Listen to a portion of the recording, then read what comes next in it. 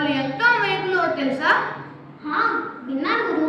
వాళ్ళు చేసే పనులు భలే నవ్వు తెప్పిస్తాయి. ఆ మధ్య ఏదో వాగుదాటే కథ ఉంది కదా, అది గుర్తొస్తుంది. అవును, అదే. ఒకసారి ఆ 10 మంది శిష్యులు వాగు దాటాల్సి వచ్చిందట.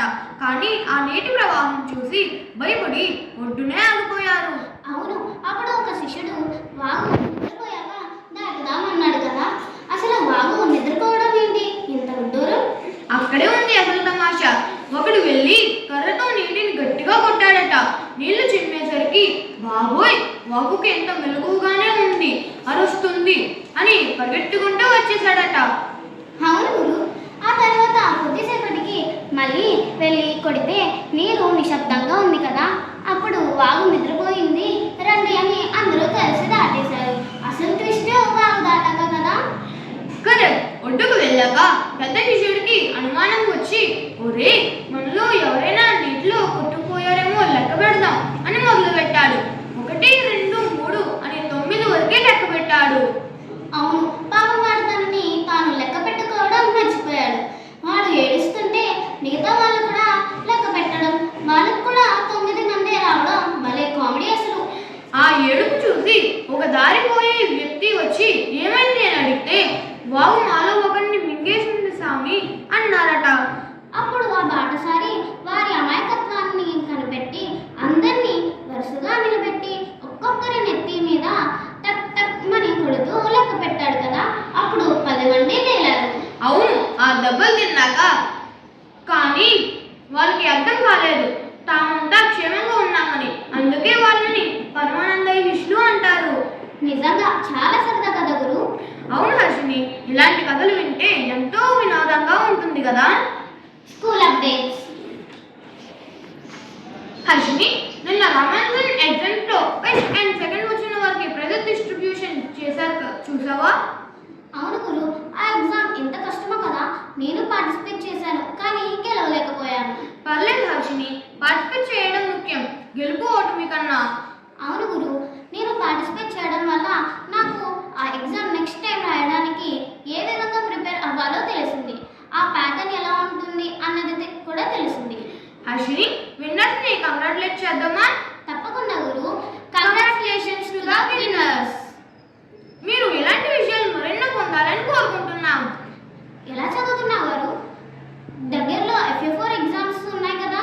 నేను నాకు కష్టమైన సబ్జెక్ట్స్ కు ఎక్కువ టైం కేటాయించుకుని చదువుతున్నాను హర్షిని.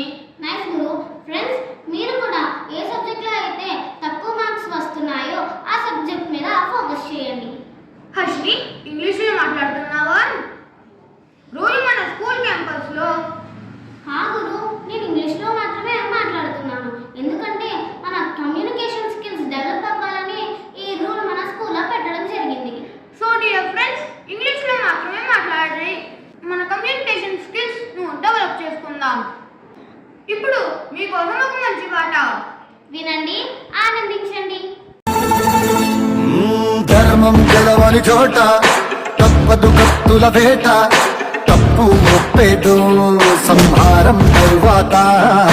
రణమున భగవద్గీత చదివింది మనగత చరిత, రక్కసి మూకలకు బ్రతికే హంకే లేదంట. ఎవరో వస్తారు మనకేదో చేస్తారు అని వేచే వేదనకు జవాబే జనతా. Local news. ఆలమూరు మండల్ నవోపేట గ్రామం పంచాయతీలో 100% ఇంటి పన్నులను ఆన్లైన్ ద్వారా వసూలు చేసినందుకు కార్యదర్శి వాతాడ హనుమాన్ ను ఉత్తమ సేవ అవార్డు వరించింది. శుక్రవారం అమలాపురంలో జరిగిన జిల్లా సమీక్ష సమావేశంలో రాష్ట్ర పంచాయతీరాజ్ డిప్యూటీ కమిషనర్ నాగార్జున సాగర్ చేతుల మీదుగా ఆయన ఈ పురస్కారాన్ని అందుకున్నారు.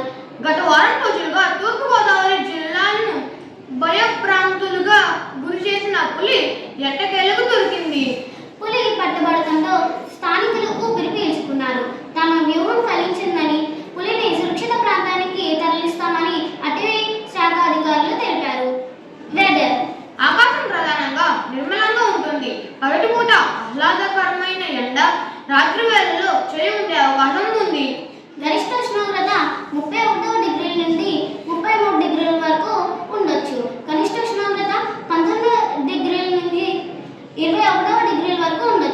ఇంతటితో ఈరోజు రేడియో ముగిసింది. తిరిగి మరలా సరికొత్త విషయాలతో మీ ముందుకు వస్తాము. అప్పటి వరకు సెలవు. నేను మీ గురు. నేను మీ హర్షిని. ధన్యవాదములు.